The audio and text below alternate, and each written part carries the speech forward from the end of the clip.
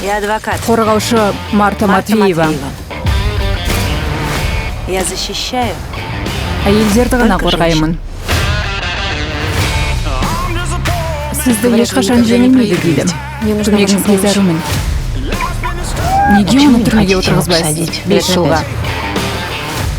Дертіңізді мойындасаңыз, үйіңізді қайтарып бере аламын.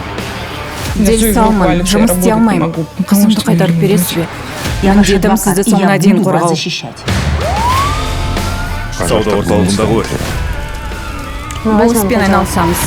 Өртті көрген біреуді таппасақ, клиентіміз бәріне жауапты болады. Сізді танымаймын. Ендеше үндемей общение. Тым құрмағанда соттың өзі оң болар. Ол менің сотымда судья.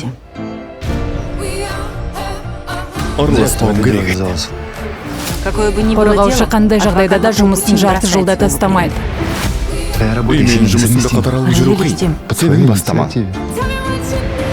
Совершенно тебя жауап кетемін. Что? Хочется сказать свое любимое. Айтпағың сот болмай ма?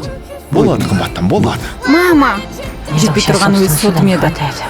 Маған қазір керексің. Бар әлемді қорғай алмайсың. Алла, сіздің жазығыңыз жоқ, оған ешкім сенбейді.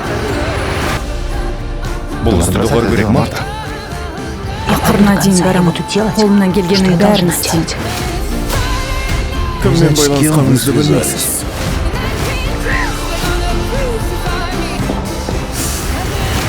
Бәрін бейбіт шешеміз бе? Әлде сотта кездесеміз бе?